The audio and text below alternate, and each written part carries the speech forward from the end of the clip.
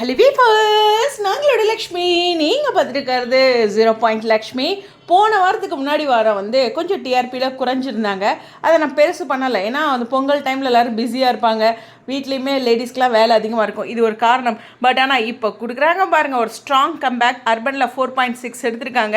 So இதில் day wise rating பார்த்திங்கன்னா வியாழக்கிழமை மட்டும் 5 பாயிண்ட் எடுத்திருக்காங்க. புதன்கிழமை 4.8, அப்புறம் வெள்ளிக்கிழமை 4.7. அதாவது திங்கக்கிழமை 4.4, 4.1. ஆனால் அந்த 4.5 அதை தாண்டி 5 புள்ளியில் வரும்போது ஒரு ஸ்ட்ராங் கம்பேக்கில் அந்த வியாழக்கிழமை எபிசோட் நல்ல ஒரு ஹைலைட்டடாக இருந்திருக்கு. ஸோ 5.0 அப்படிங்கிறது ஒரு சூப்பர் டிஆர்பி இல்லையா?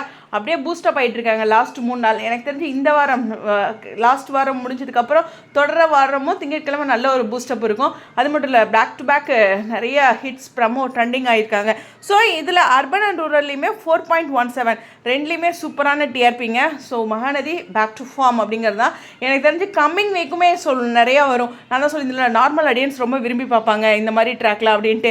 ஸோ இருந்தாலும் அர்பனில் சிறகடி காசை 9.9 எடுத்திருக்காங்க. அர்பன் அண்ட் ரூரலில் 8.57 எடுத்திருக்காங்க. அடுத்து பாக்கியலட்சுமி 7.7 தேர்ட் பொசிஷனில் இருக்காங்க. அர்பன் அண்ட் ரூரலில் 7 எடுத்திருக்காங்க. பட் பாண்டியன் ஸ்டோர்ஸ் அர்பனில் செகண்ட் பிளேஸ் வந்துட்டாங்க, 7.8.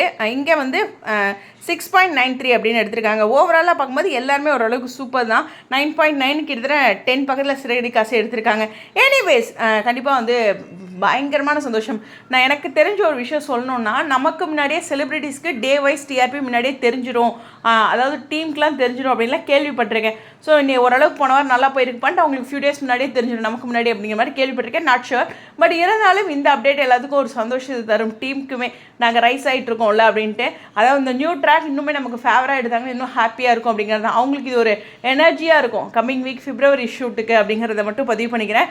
ஒரு பேக் டு ஃபார்ம் கொடுத்த நம்மளுடைய மகாநதி டீமுக்கும் எவ்வளவோ தாங்கிட்டு இருக்கிற நம்மளுடைய மகாநதி விக்கா ஃபேன்ஸ்க்கும் ஒரு பெரிய சல்யூட் அடிச்சிடலாம். ஸோ உங்களுடைய கருத்துக்கள் ஸ்டேடியம்.